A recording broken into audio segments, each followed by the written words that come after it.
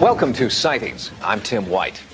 A lot of interesting videotapes are delivered here to the Sightings offices. Most record brief, distant encounters with unidentified objects.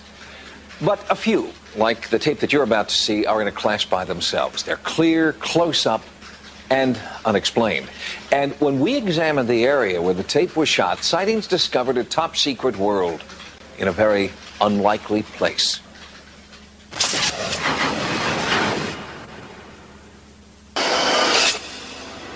A freak snowstorm is about as big as the news gets in quiet Chillicothe, Ohio. But in 1996, Terry Howard shot home video of a UFO that is still making news around the world. On the night of October 16th, I went to take the trash out behind the house, and I glanced up at the sky. I saw four bright objects that looked like stars.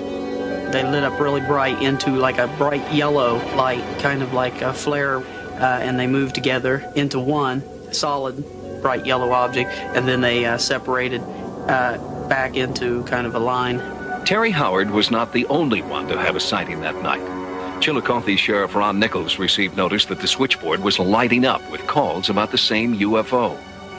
On the evening of October the 16th, we had received a complaint from a citizen that lived in the southern portion of Ross County that they had seen or witnessed some lights that were in formations in the sky. They didn't have any idea what they were. Animals in the neighborhood, as far as I could hear, was barking and howling, and they didn't stop until it had gone away. We received several calls that evening of lights in the sky. Again, we still have no idea what they were. I finally thought, hey, maybe I should get the camera on this. So I went in and I got our video camera and came back out, and that's when I was lucky enough to catch just the ending of them separating on tape. This compelling videotape is the result. Response to it was immediate and overwhelming as local news and UFO investigators like William Jones rushed to investigate the scene and analyze the video.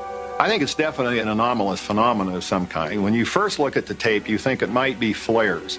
But when you find out from Terry that those objects, when he first saw them, were coming together, and then on the tape, when you see them spreading apart, those obviously cannot be flares. Jones is the Ohio director of MUFON, the world's largest UFO investigation group. MUFON's video and film expert is Jeff Signo, and he has analyzed the Howard tape. Witness stated that what we saw here, the lights coming in and out, happened 4 or 5 times before he raced off to get his camera. An action like this is obviously not the result of some conventional object. And if it were any kind of conventional object, it'd be moving in some even, consistent path across the sky. But what we're seeing here, this thing in just a few seconds moving upward and then downward again, clearly a motion wouldn't be seen by a conventional object. The conclusion I'd make here is that you have a short but intriguing video of an object that appears to be rotating and moving around in the sky for a brief 15 seconds or so before disappearing. So that fits in well with many sightings that have occurred in other areas. But Signo could say only what it is not. No one knows where the UFO came from or why it came here. There have been more than an average number of UFO sightings come out of southern Ohio, it seems to me. You have a low population density down here. You would think it would be just the opposite. You'd think that where more people are living, there's a better chance of seeing UFOs. But for some reason, a large number of reports do seem to come out of this area.